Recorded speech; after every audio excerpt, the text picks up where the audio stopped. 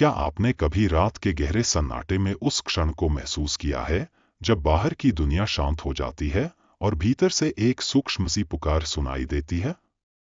उस समय मन जैसे ठहर जाता है और एक प्रश्न उभरता है, हम वास्तव में कौन हैं?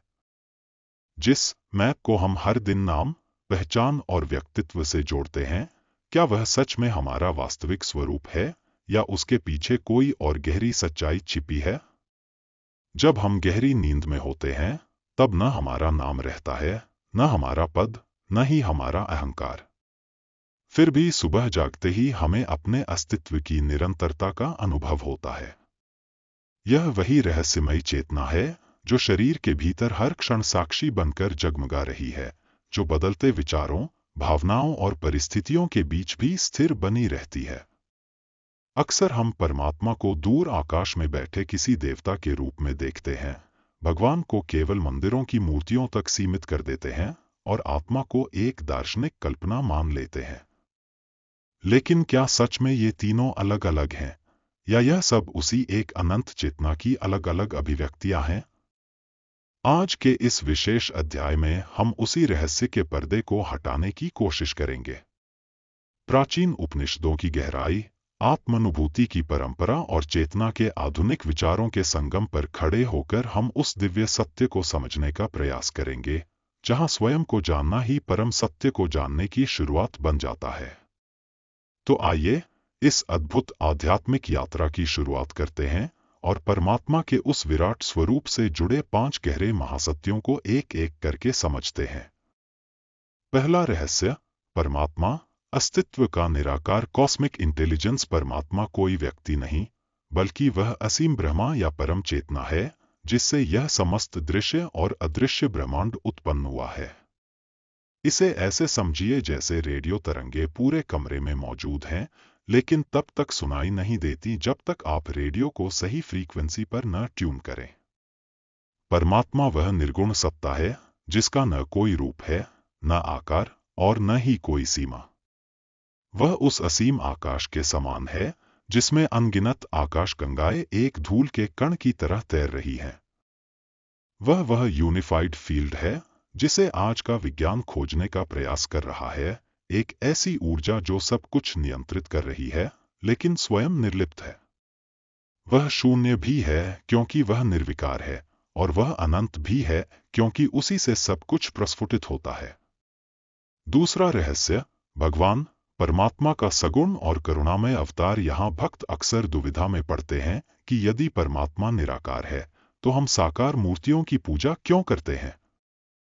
यह रहस्य है सगुण भाव का।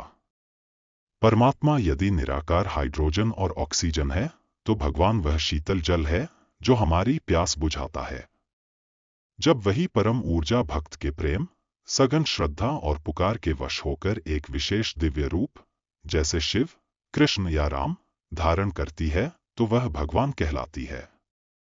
परमात्मा सत्य है जिसे बुद्धि से समझा जाता है, लेकिन भगवान वह प्रेम है जिसे हृदय से अनुभव किया जाता है।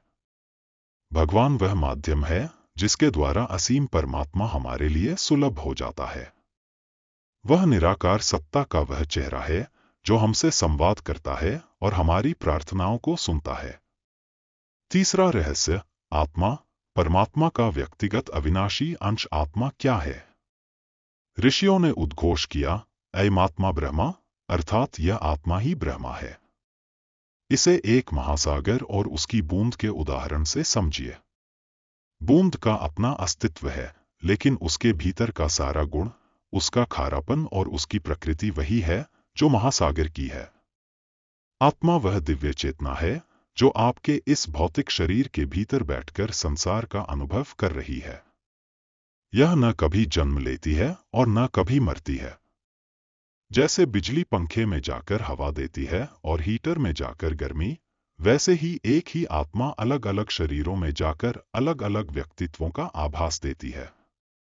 आत्मा वह साक्षी है जो आपके विचारों, भावनाओं और शारीरिक परिवर्तनों को बिना किसी प्रभाव के देख रहा है। चौथा रहस्य, माया का पर्दा और एकता का विज्ञान। यदि आत्मा और परमात्मा एक ही हैं, तो हमें इस एकता का बोध क्यों नहीं होता? इसका उत्तर है माया का झीना सा पर्दा। माया वह ईश्वरीय सॉफ्टवेयर है जो हमें यह भ्रम देता है कि हम केवल यह शरीर और मन हैं। जैसे एक साफ दर्पण पर धूल जम जाए तो उसमें आपका प्रतिबिंब धुंधला हो जाता है, वैसे ही हमारे अहंकार, राग और द्वेष की धूल ने आत्मा के असली प्रकाश को ढक लिया है। इसी कारण हम खुद को परमात्मा से अलग और इस संसार के दुखों में बंधा हुआ पाते हैं।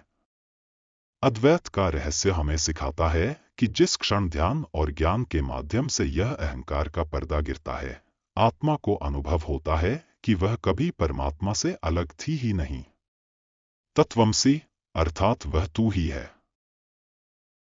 पांचवा रहस्य, आत्मबोध, परम मिलन का सरलतम सेतु ईश्वर का सबसे अंतिम और सबसे मधुर रहस्य है स्वयं की पहचान। परमात्मा को कहीं बाहर जंगलों या गुफाओं में खोजना केवल एक शुरुआत हो सकती है, लेकिन उसकी पूर्ण प्राप्ति आपके अपने हृदय के उस मौन में होती है जहां शब्द समाप्त हो जाते हैं। जब आपके भीतर हर जीव के प्रति करुणा जागती है और आप हर मनुष्य में उसी एक ज्योति को देखने लगते हैं, तब समझ लीजिए कि आपकी आत्मा का परमात्मा से मिलन हो गया है।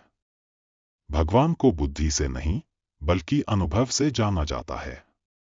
जो स्वयं के अस्तित्व का सम्मान करना और हर सांस में उस चैतन्य ऊर्जा को महसूस करना सीख गया, उसके लिए मंदिर और हृदय में कोई अंतर नहीं रह जाता।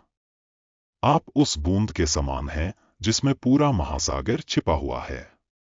निष्कर्ष, परमात्मा वह अंतिम गंतव्य है जहां पहुंचकर हर खोज शांत हो जाती है और मन को सच्ची शांति मिलती है। संसार में हम जिन सुखों और संतोष की तलाश करते हैं, उनका वास्तविक स्रोत उसी परम सत्य में छिपा है। जब आत्मा उस परमात्मा की अनुभूति करती है, तब उसे महसूस होता है कि जिसकी खोज बाहर कर रही थी, वह तो हमेशा उसके भीतर ही मौजूद था। आत्मा एक शाश्वत यात्री की तरह है जो जन्मों जन्मों से जीवन की यात्रा पर आगे बढ़ती रहती है। सुख दुख, अनुभव और परिस्थितियां उसे धीरे धीरे जागरूक बनाती हैं। इस यात्रा का उद्देश्य केवल संसार को देखना नहीं, बल्कि अपने वास्तविक स्वरूप और अपने दिव्य घर को पहचानना है। भगवान इस मार्ग के करुणामय मार्गदर्शक हैं। वे हमें प्रेम, सत्य और करुणा के मार्ग पर चलने की प्रेरणा देते हैं। कभी अंतःकरण की आवाज बनकर, कभी किसी प्रेरणादायक विचार के रूप में वे हमें सही दिशा की ओर ले जाते हैं। इसलिए आज एक पल के लिए रुकिए, अपनी आंखें बंद कीजिए और अपने भीतर की शांति को महसूस कीजिए। जो भीतर से सब कुछ देख रहा है, वही आपका सच्चा स्वरूप है। वही चेतना, वही आत्मा, और उसी में परमात्मा की झलक विद्यमान है। कमेंट्स में हमें जरूर बताएं कि क्या आपने कभी अपने जीवन के किसी शांत क्षण में उस परम शांति का अनुभव किया है? क्या आपको लगता है कि आपकी आत्मा और परमात्मा के बीच कोई पर्दा है? यदि यह दिव्य चर्चा आपकी चेतना को एक नई दिशा दे पाई है, तो आज ही स्काई दिव्या रहस्य परिवार का हिस्सा बने और इस सत्य को साझा करें। अगले सप्ताह हम फिर मिलेंगे एक नए रहस्य के साथ।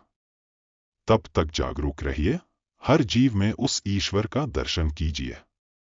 धन्यवाद। जय महाकाल। राधे राधे।